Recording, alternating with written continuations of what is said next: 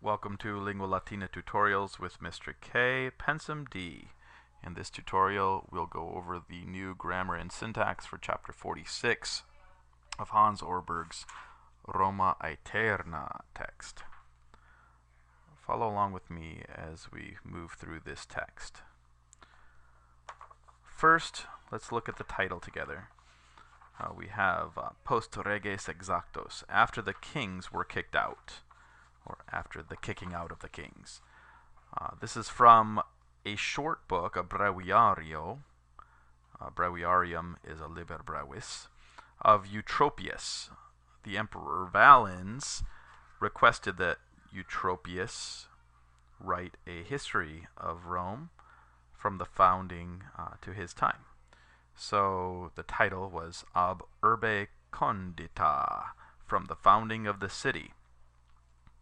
And this history takes Rome right up to, at least in this chapter, it'll take us up to the Second Punic War, to the invasion of Hannibal, just before the invasion of Hannibal in 218 BC.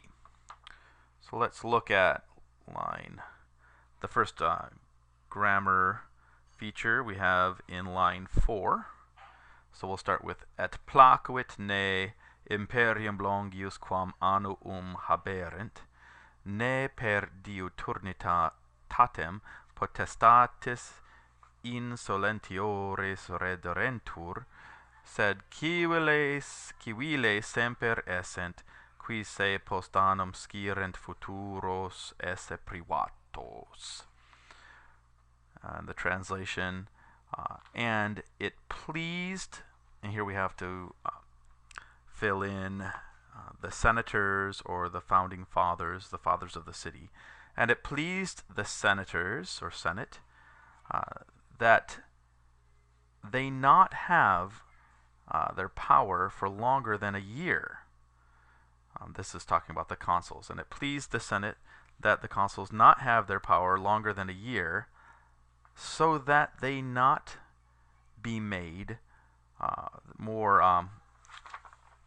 arrogant by the length of their power, but that they always be civil, or that they always be pleasing to the citizens, those who know that they, after a year, will be private citizens again.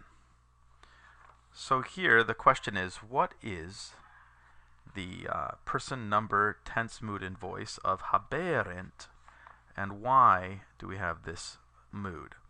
Well, haberent is third person plural, imperfect, active, subjunctive. And we have this subjunctive because in this phrase, placuit ne, it pleased the Senate, or it pleased the senators, that the consuls not have, that they not have. So we have a purpose clause after placuit. And placuit also can take the accusative plus infinitive construction, which we'll see later. So that's why we have subjunctive. It's placuit ne plus the subjunctive. Let's look at line 8 together. Here we have fuerunt igetur anno primo ab expulsis regibus consules Lucius Junius Brutus, qui maxime egerat ut Tarquinius pelleretur, et Tarquinius Colatinus maritus Lucretiae. So here we have the translation, there were, therefore, in the first year from or after the kings were kicked out, from the kicking out of the kings, there were the consuls Lucius Junius Brutus, who had especially seen to it that Tarquinius was driven out, and Tarquinius Colatinus, the husband of Lucretia. So the question here is, from what year must we begin counting when we are in the first year after the expulsion or the kicking out of the kings? The kings were expelled in 509 BC. So in the first year after the kicking out, that would be from 509 to 508 BC. line 12, our next feature is here. And what we have, we'll start with sed Tarquinio. Sed Tarquinio colatino statim sublata est dignitas. Placuerat enim, ne quisquam in urbe maneret qui Tarquinius vocaretur.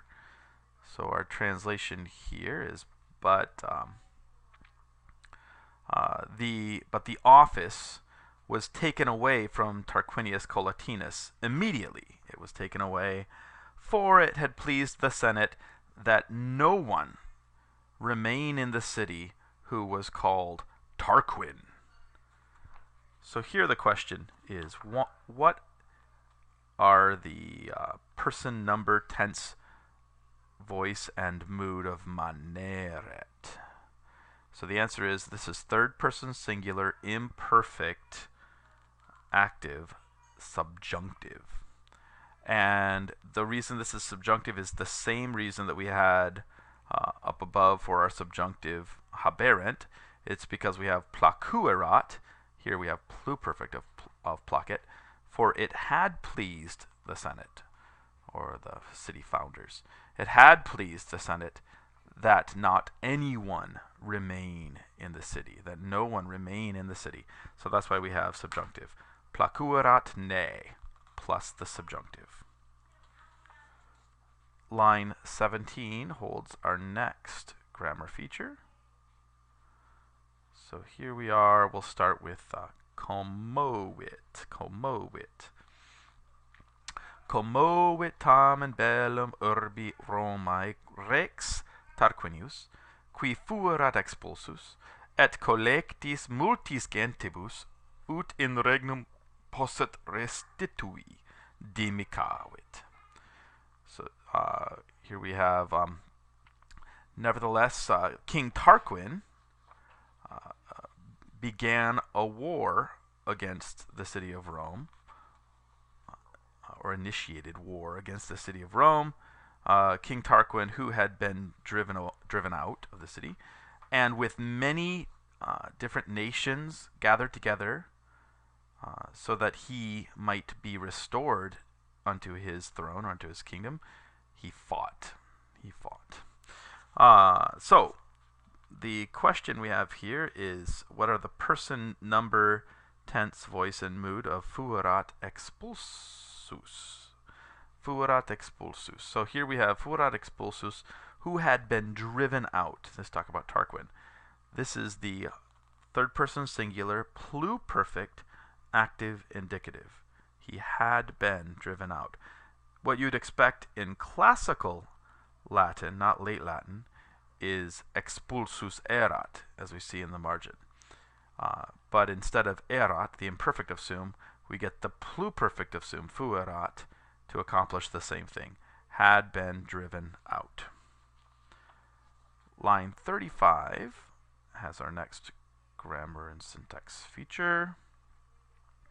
Here we have tertio anno post reges exactos Tarquinius cum suscipi non posset in regnum neque ei Porsena, qui pacem cum Romanis fecerat, praestarit auxilium, Tusculum se contulit, quae civitas non longe ab urbe est, atque ibi per quattuordecim annos privatus cum uxore consenuit. Long sentence. So here we have, in the third year after the kings were kicked out, Tarquinius, when he wasn't able to be taken back onto his throne or into his kingdom, and Porsena wasn't bringing him help, Porsena who had made peace with the Romans, so Tarquinius brought himself to Tusculum, went to Tusculum, a city which is not far away from the city of Rome, ab urbe Romana. And there, for 14 years, he grew old with his wife as a privatus, as a private citizen. So the question here is, how do you translate post reges exactos? and the way I translate it here, I think, is in the 3rd year after the kings were kicked out. Literally, after the kings having been kicked out. And we have accusatives here because we're after post. In line 43, we have our next grammar feature. Okay, so we will start with how would start on this page. So I believe that the son-in-law of Tarquin had gathered a big army, and at that time, nova Romae dignitas est creata, quae dictatura appellatur, maior quam consulatus. So at that time, when they were faced with this army, a new office was created in Rome, which is called dictatura, the dictatorship, greater than the consulship. So the dictatura means dictatorship, and it was created in response to this threat by Tarquin's son-in-law when he gathered a huge army. And this dictatorship, we know from other sources, lasts for 6 months, and it was complete military control given to a leader for 6 months. In line 45, we'll start here with eodem. Eodem anno etiam magister equitum factus est, qui dictatori obsequeretur.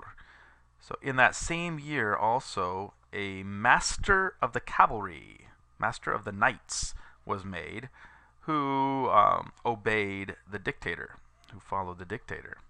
So the second in command to the office of dictator is the magister equitum, sometimes also called magister equorum, master of the horse. Here, the master of the cavalry. He's second in command to the dictator. And here, equitum is the genitive plural of eques, so master of the knights, or master of the cavalry, as we say. In line 48, we have our next grammar feature. Sexto decimo anno post reges exactos, seditionem populus Romae fecit, tamquam a senatu atque consulibus premeretur. So in the 16th year, after the kings were kicked out, the people in Rome made a rebellion, although it was suppressed by the Senate and the consuls. So the question here is, why do we have reges in the accusative case? And I think we mentioned this earlier. In this phrase, post reges exactos, after the kings were kicked out, you get the this accusative phrase because of post, which takes the accusative. In line 67, another grammar feature to look at. We have Caeso Fabio et Tito Virginio consulibus trecenti nobiles homines qui ex Fabia familia erant contra veientes bellum solis susciperunt promittente senatui et populo etc. So here the focus here is on this name, which is a fairly rare praenomen, Caeso. So so this one, actually the phrase here would be Caesone Fabio, with Caeso Fabius and with Titus Virginius as consuls. 300 famous or noble, well-known men who were from the family of the Fabii, the Fabian family. The Fabii fought or took up war against the Vientians. They took it up all by themselves, promising the Senate and the people that they were going to successfully defeat them. So here we have the new name, which I wanted to point out to you. The K for the praenomen stands for Caeso, and in the ablative case, caisone, caisone. In line number 80, we have our next phrase to look at, our next grammar feature. We'll start with sequenti. Sequentiano cum in algido monte ab urbe duodecimo ferme miliario Romanus obsideretur exercitus Lucius Quinctius Cincinatus dictator est factus. And so in this line, the question is, who was called to be dictator while he was plowing his field? Oh, so we'll finish the idea. Qui agrum quatuor iugerum possidens manibus suis collebat. So in the following year, when a Roman army was besieged or surrounded at nearly the 12 miles from the city on Mount Algidus, Lucius Quinctius Cincinnatus was made dictator, a man who, having 4 acres of land, was tending it with his own hands. So the man who was called to become dictator while he was plowing his fields, his 4 acres, was Lucius Quinctius Cincinnatus, or just Cincinnatus, who gives his name to our city of Cincinnati, because of the Society of Cincinnatus, who actually were honoring George Washington, whom they called a second Cincinnatus, or Cincinnatus Americas Cincinnatus. In line 85, we have Anno trecentesimo et altero ab urbe condita imperium consulare cessavit, et pro duobus consulibus decem facti sunt qui summam potestatem haberent, decem viri nominati. So here we have, in the 302nd year from the founding of the city, the power of the consul stopped, and in place of the 2 consuls, 10 men were created, or 10 new offices were created, 10 men who were chosen who had the highest power, and they were called the decemviri, the 10 men. The question here is, what year is this? So we're in the anno trecentesimo et altero, in the 302nd year from the founding of the city. To find, so that's a fine way to express the date. You could also express the date in our modern reckoning, which the way to figure that out is, for dates before Christ, you take 754, and you subtract the date from the founding of the city, which was in 753. So take 302, trecentesimo altero, away from 754, and you get this date, which is 452. So in 452 BC, the consuls, for a short time, they didn't have consuls, and they replaced it with the decemviri, the 10 men. That did not last long. In line 85, we also have the phrase ab urbe condita, which means literally from the city having been founded, or as we translate it, from the founding of the city, which took place April 21st, 753 BC. And this is the way that Romans expressed their dates. All dates were counted from that founding date of the city. The next feature we need to look at is in line 95. And here we have another date, anno trecentesimo et quinto decimo ab urbe condita, fidenates contra Romanos rebellaverunt. So in the 315th year from the founding of the city, the Fidenates rebelled against the Romans. So what is this date? Well, it's the 315th year, trecentesimo quinto decimo, and that would, if we do our math to figure out the modern date, this would be when the Fidenates rebelled against the Romans. We take 754, subtract 315, and we get the year 439 BC. In line 101, we have our next feature, which is here. We have sed Mamerco Aemilio dictatore et Lucio Quintio Cincinnato magistro equitum victi etiam regem perdiderunt. So what case is magistro? What case is magistro and why?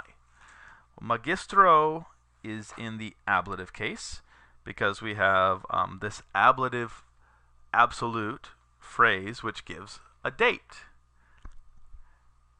Mamerco, the date here is that in the year, or with Mamercus Aemilius as dictator and with Lucius Quinctius Cincinnatus as the master of the cavalry,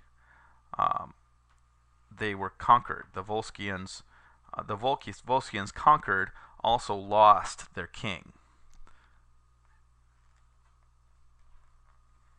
So that the next line that we have for a new grammar feature is in 104. So let's start here with dictator. Dictator contra ipsos missus est furius cum Camillus, qui primum eos vicit Acciae, mox etiam civitatem Dio obsidens cepit, antiquissima Italiae atque ditissima. So here we have, so after then after 20 years, the Vientians rebelled. Furius Camillus was sent against them as dictator, who, as soon as he had conquered them in a pitched battle, Acciae, he also, besieging the city for a time, captured it. A city which is was the most ancient and the richest in Italy. So the question here is, what are the case number and gender of ipsos? Ipsos. And how do we translate it? Well, he was, Furius Camillus was sent against them, contra ipsos. Usually we translate ipsa sum as himself, herself, itself. But here we see it's just standing in place of the regular pronoun eos. And so we translate it just as them, and it's referring back to the Veientes, the Vientians. The next grammar feature is in line 120. So look here at, we have postea, wait, is this the line? Yes. Postea tamen etiam secutus eos Camillus ita cecidit ut et aurum quod is datum fuerat et omnia quae caperant militaria signa revocaret. So afterwards, nevertheless afterwards, Camillus, having also followed them, he thus slaughtered them or killed them, that even that both the gold which had been given to them and all the military standards which they had captured were he got them back. He so destroyed them or conquered and slaughtered them that he got back the gold and the military standards. So the question here is, what are the person, number, tense, voice, and mood of datum fuerat? Datum fuerat, which is right here. And the answer is, this is third person singular, pluperfect, passive, indicative, had been given. What would you expect in classical Latin? You would expect datum erat. You'd expect the supine or the participle, the perfect passive participle, with erat, the imperfect of sum. But here we get the pluperfect of sum with datum, accomplishing the same thing. Had been given. Had been given. Line 125 has our next feature, which is, let's see here, 125. Anno trecentesimo sexagesimo quinto ab urbe condita, post captam autem primo dignitates mutatae sunt, et pro duobus consulibus facti tribuni militares consulari potestate. So in the 365th year after the founding of the city, and in the first year after it was captured, the offices were changed, and in place of two consuls, there were made tribunes with military tribunes with consular power. So the question here is, what year in Roman reckoning is represented by this date, anno 365. So what we have is in the 300th, 65th year, 65, from the founding of the city. So 365th year ab urbe condita, AUC. In modern reckoning, we take 365 from 754, and we get 389 BC. 389, 1 year after the Gauls invaded, which was 390 BC. In line 140, we have our next grammar feature. And so here we have nam. Nam post aliquantum nullos placuit fieri, et quadriennium in urbe ita fluxit ut potestates ebi maiores non essent. So for after some period of time, it pleased the Senate that nobody be made, that no powers, that no offices be made. And the office here is the office of the military tribune. That no offices or no military tribunes be made, and that if for 4 years it's so passed in the city that there were no greater powers there. So the higher offices did not exist for 4 years.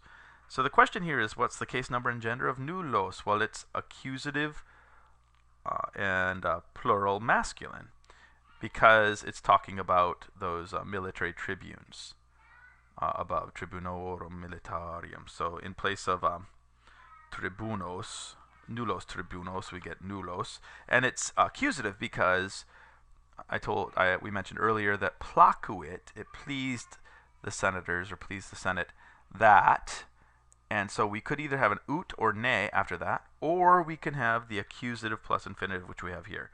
It pleased them that no tribunes be made. Line 145 has our next feature. And so here we have Lucio Genucio et Quinto Servilio consulibus mortuus est Camillus. So with Lucius Genucius and Quintus Servilius as consuls, Camillus died. So why is Lucio Genucio in the ablative case? This is an ablative absolute giving us the time. So while these guys are consuls, with these guys being consuls, this is an ablative absolute phrase of time. And it tells us the year in which Camillus died. In line 204, we get our next grammar feature. Let's go to line 204, another page, and we had to skip a lot of pages. Here we go. Line 204, we'll start with postea. Postea, cum pater ei Fabius Maximus legatus datus fuisset, et samnitas vicit et plurima ipsorum opera cepit.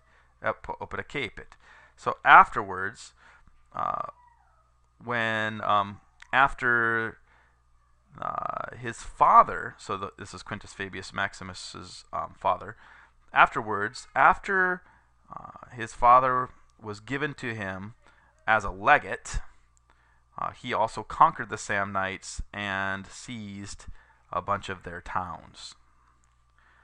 So the question here is, what are the person, number, tense, voice, and mood of datus fuisset? So datus fuisset is third person singular, pluperfect, passive subjunctive. And what you'd expect here in classical Latin is datus esset, datus esset.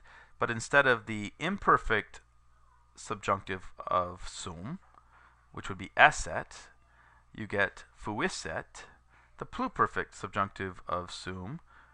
Oops, gotta go back. Which is just another way, a late Latin way of saying the pluperfect passive subjunctive, datus fuisset. And so the grammar here afterwards, we are in a cum narrative clause, which is why we have the subjunctive here at all. After his father, Fabius Maximus, had been given to him as a legate, he also conquered. Okay, let's move on to line 282 for our next grammar feature. And one more page. Okay, so here we are. We'll start with ea die. Ea die, caesa hostium viginti tria milia. So on that day, 23,000 of the enemy were killed. So ea die. The question is, what are the case number and gender of ea die? Well, they are ablative, singular, feminine. Ablative because it's ablative of time.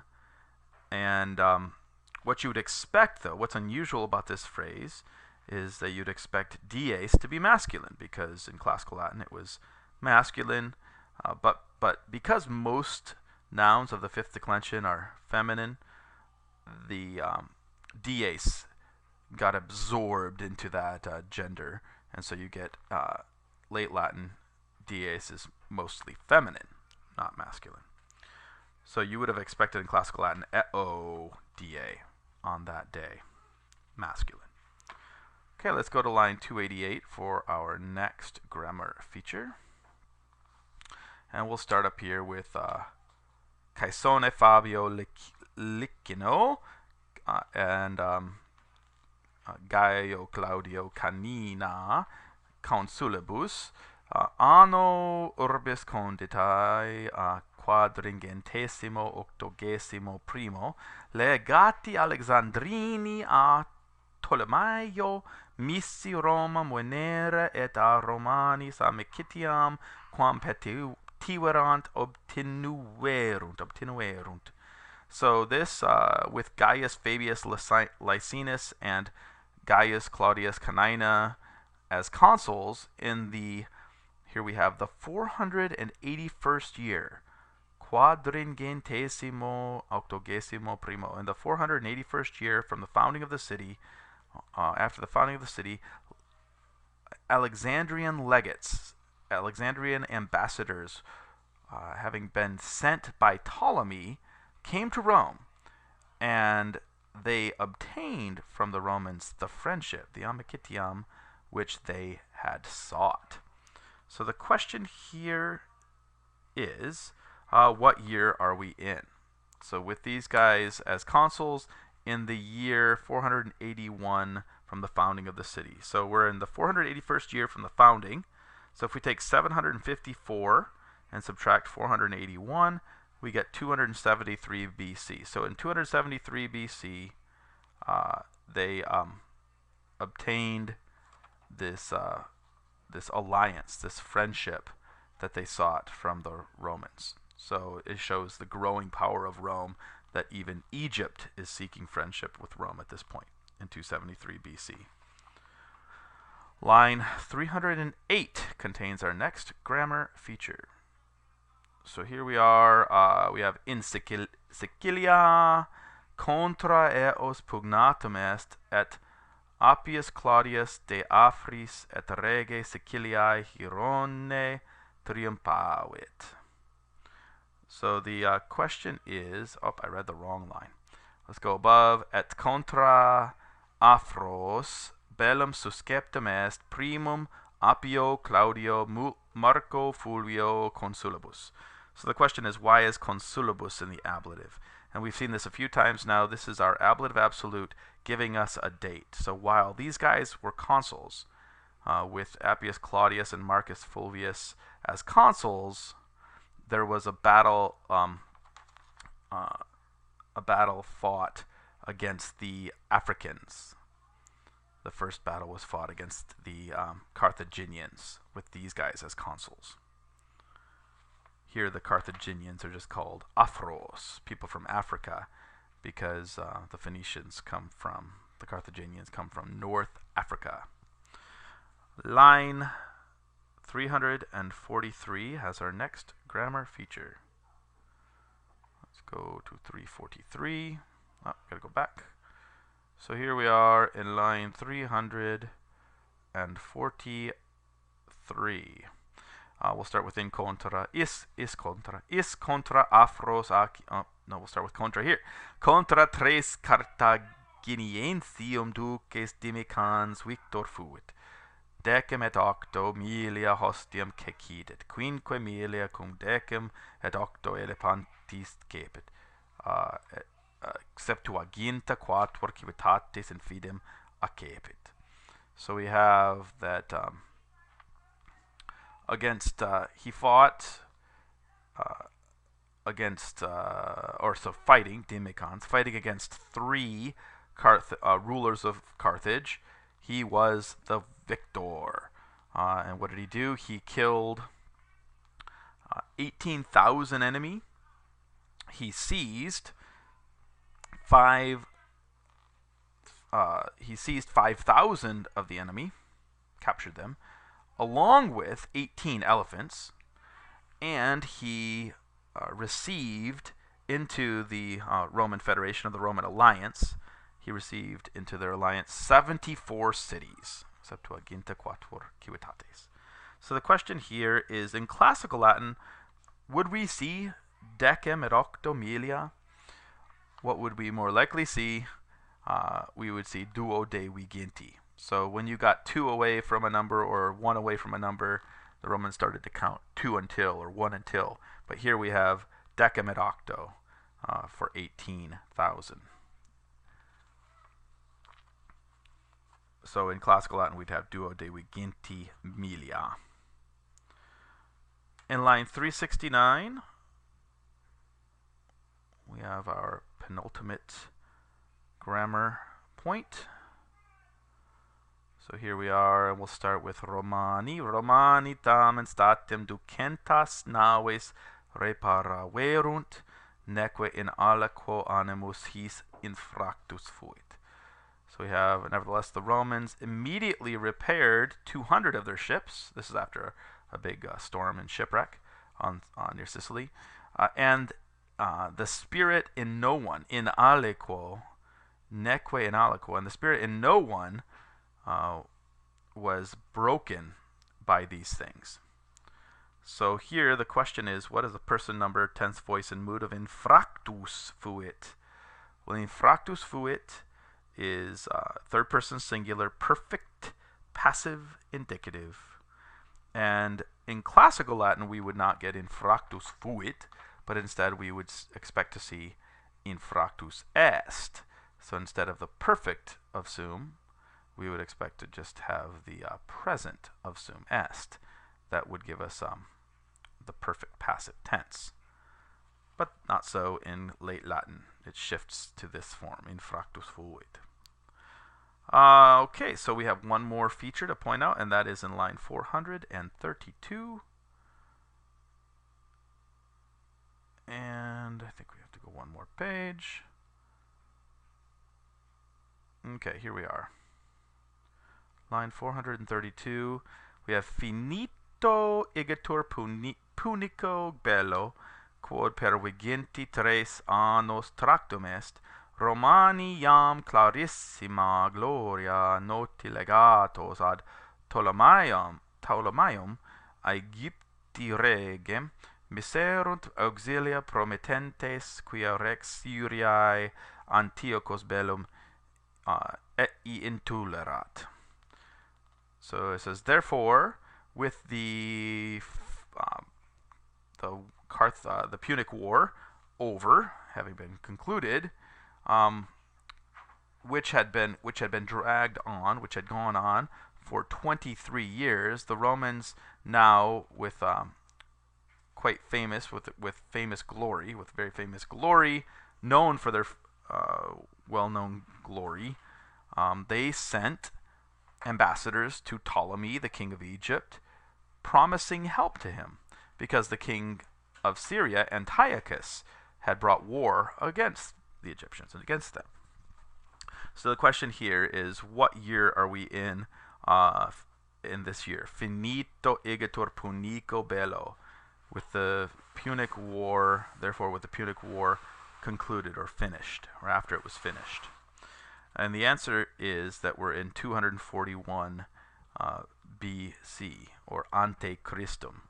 And that date in Latin would be written out as anno ducentesimo uno et quadragesimo, in the 241st year ante Christum, before Christ.